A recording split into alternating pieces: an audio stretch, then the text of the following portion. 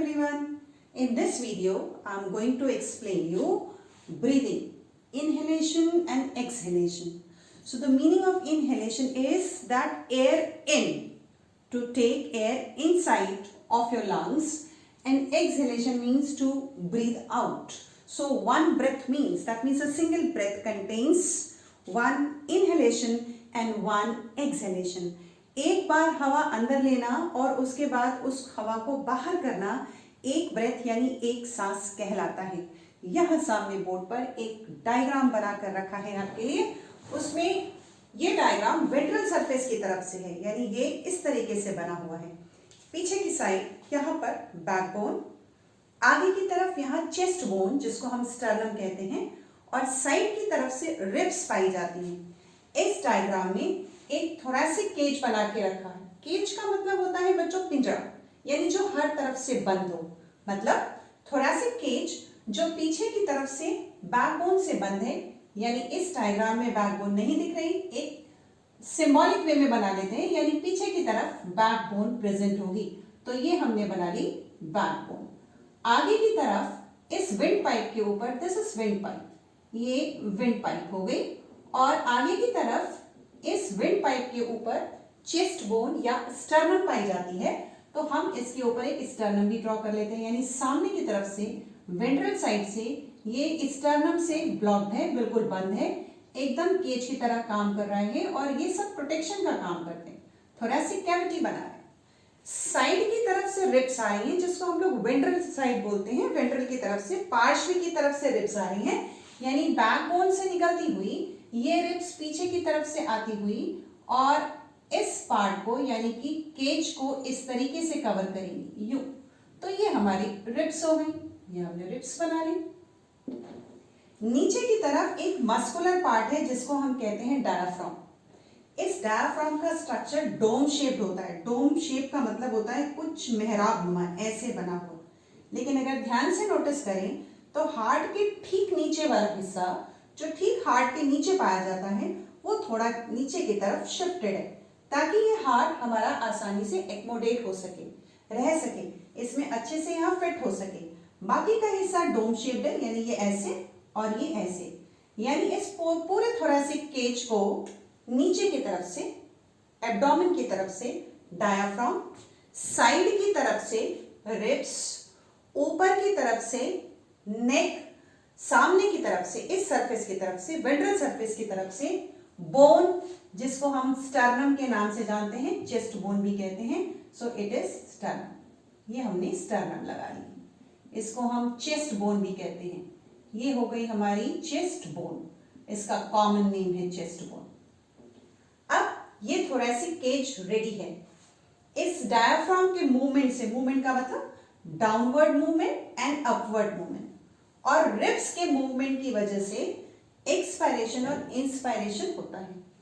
Expiration का मतलब हवा बाहर, हवा बाहर, और इंस्पायरेशन का मतलब हवा अंदर। We are using the term only air, यहां हम एयर वर्ड का ही इस्तेमाल करेंगे। कोई फिल्टरिंग डिवाइस नहीं लगा है कि ऑक्सीजन अंदर जाए और कार्बन डाइऑक्साइड बाहर आए। सिंपल फंडा कि जो एयर हम अंदर लेते हैं उसमें ऑक्सीजन का अमाउंट ज्यादा होता है, और जो एयर हम बाहर निकालते हैं उसमें कार्बन डाइऑक्साइड का अमाउंट ज्यादा होता है।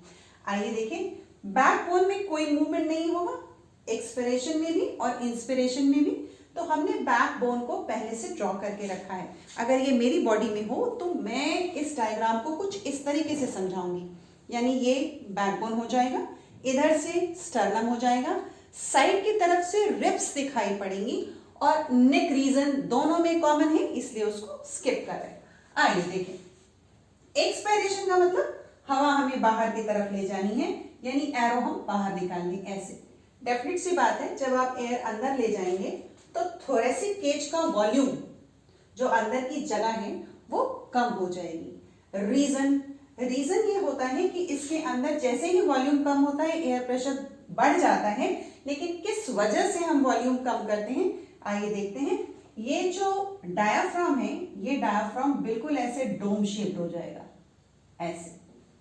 सामने की तरफ स्टर्नम को, ये हमने स्टर्नम लगा ली, स्टर्नम थोड़ी फ्लैट, अंदर की तरफ मूव करती हुई, तो ये स्टर्नम हो जाएगी। ये लगा लिया हमने स्टर्नम, लेबल कर लेते हैं। अब आइए रिब्स। तो रिब्स जो है वो एक्सपिरेशन के केस में, करेक्टिंग माई सेल्फ, एक्सपिरेशन के केस में टिल्टेड दिखाई दे रही है। रिब्स का नंबर 12 होता है, 12 पेयर, रिब्स 12 पेयर, ये नंबर इज 12 पेयर, यानी 12 रिब्स, यानी पसलियां इस तरफ और 12 रिब्स हमारे इस तरफ। अगर हम लाइंस को ऐसे खींचेंगे 1 2 3 4 5 6 अप टू 12 नंबर, 12 नंबर तक, तो हमारे पास ये स्पेस जो भी बच रहे हैं, जो दो रिब्स के बीच में बच रहे हैं, वो टोटल 11 बचेंगे, यानी 11 इन बिटवीन द रिब्स, यानी 11 स्पेसेस हमें दिखाई पड़ते हैं। अब आइए इस वाले पार्ट को हम रिब्स लेबल कर लेते हैं। रिब्स स्ट्रक्चर में फ्लैट होती हैं, अलग से सेपरेट यहाँ ड्रॉ करके आपको दिखा रही हूँ। देखिए रिब्स स्ट्रक्चर में फ्लैट होती हैं, टिल्टेड दिख रही हैं, तो यहाँ टिल्टेड बनाया है, आपकी सुविधा के लिए इसको हम स्ट्रेट कर देते हैं। ऐसे रिब्स होती हैं, यू रिब्स लगी होती हैं। पीछे की तरफ से ये बैकबोन से ओरिजिनेट होती हैं और आगे आकर स्टर्नम पे ऐड हो जाती हैं। इनके मूवमेंट से, यानी ये बाहर की तरफ बल्ज होंगी तो थोरैसिक केज का वॉल्यूम बढ़ेगा, और जब ये नीचे की तरफ मूव करेगी, अंदर की तरफ जाएगी, इनवर्ट जाएगी, तो थोरैसिक केज का वॉल्यूम जो है कम हो जाएगा। हमें अभी एक्सपिरेशन पढ़ना है, यानी हमें थोरैसिक केज का और या थोरैसिक केज का वॉल्यूम कम करना है। कैसे? ये जो रिब्स लगी हैं, इनका भी वो हिस्सा जो स्टर्नम की तरफ लगा हुआ है, इस पार्ट को हम लोग कहते हैं एंटीरियर पार्ट, ये कहलाता है एंटीरियर पार्ट। और पीछे की तरफ जो लगा हुआ है, यानी इस तरफ लगा हुआ है डॉर्सल, या हम इसको पोस्टीरियर पार्ट कह सकते हैं। ये हो गई पोस्टीरियर पार्ट, राइट। अब दो तरीके की मसल्स इन रिब्स के बीच में लगी होती हैं। मसल्स हमेशा पैर में होती हैं और एक दूसरे से एंटागोनिस्टिक होती हैं। एंटागोनिस्टिक का मतलब अपोजिट काम करती हैं।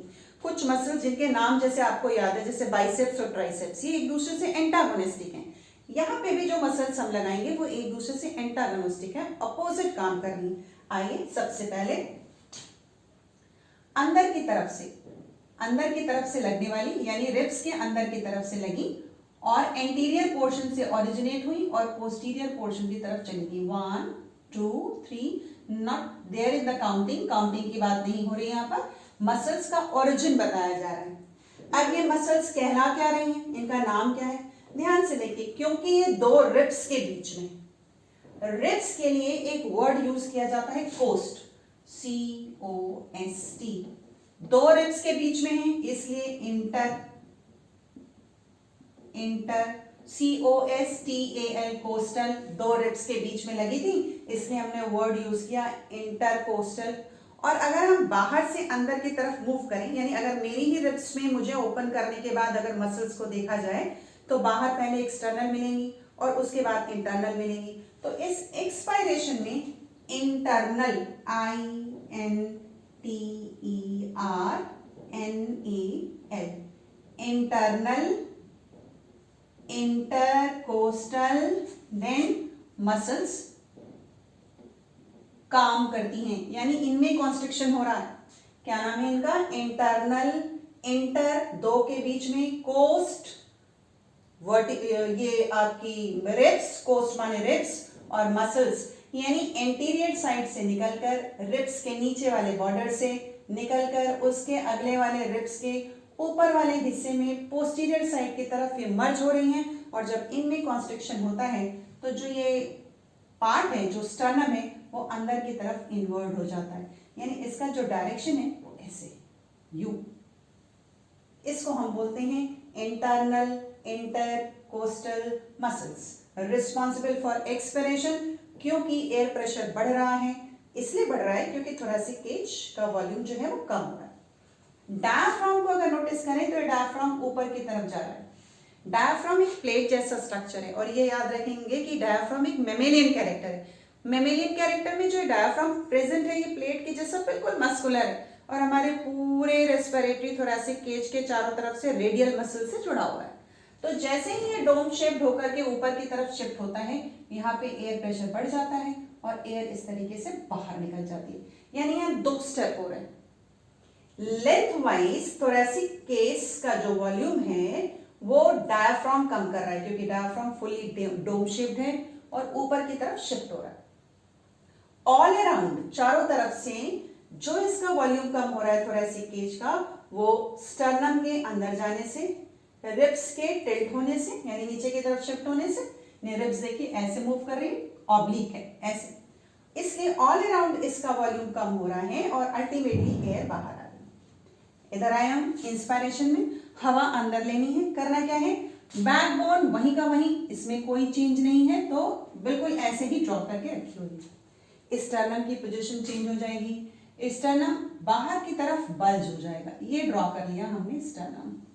रिब्स की पोजीशन चेंज हो जाएगी, यहाँ रिब्स तिरछी दिख रही थी, यहाँ रिब्स थोड़ा स्ट्रेट कर देंगे, ऐसे ऐसे और ऐसे, ये हमने लगा लिए रिब्स, राइट।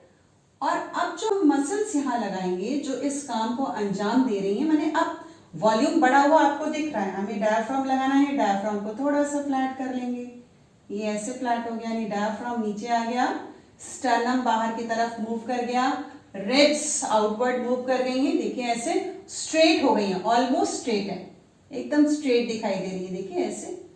अब रिब्स के पास ऐसी कौन सी मसल्स हैं, ये लगी हुई है, रिब्स के पास ऐसी कौन सी मसल्स हैं जो काम दे रही हैं, तो दो रिब्स के बीच में जो मसल्स लगी हैं उनके लिए तो वर्ड यही होगा इंटर, दो रिब्स के बीच में, कोस्टल रिब्स के बीच में, मसल्स हो गई। बट अब इंटरनल की जगह एक्सटर्नल, यानी हम टर्म यूज करेंगे external, inter, coastal muscles, right. अब एक्सटर्नल का मतलब कि अगर हम यहां से मूव करना शुरू करें तो हमारी रिब्स के बीच में बाहर से चलेंगे तो पहले एक्सटर्नल पड़ेगी और फिर इंटरनल इंटरकोस्टल पड़ेगी। Intercostal the meaning is again same, बिल्कुल सेम मीनिंग है, दो रिब्स के बीच में पाए जाने वाले मसल्स। अब ये इनका यहां से जब ओरिजिन शुरू किया था तो यहां से शुरू हुई थी और यहां पे जाके खत्म हुई थी, यहां उल्टा है, ये यहां से शुरू होंगी ऐसे, क्योंकि सारे मसल्स एंटागोनिस्टिक है, देखिए ये यहां से शुरू होंगी ऐसे और यहां पे जाकर खत्म हो जाएंगी, यूं, ये शुरू हुई और यहां खत्म, तो यानी ये जो पार्ट बनाया ये तो हो गए रिब्स, ये हमने रिब्स लगा ली, ये और ये हमारी हो गई रिब्स, ये वाली जो मसल्स हो गई, इन मसल्स के लिए हमने वर्ड यूज किया है एक्सटर्नल, इंटर, कोस्टल मसल्स।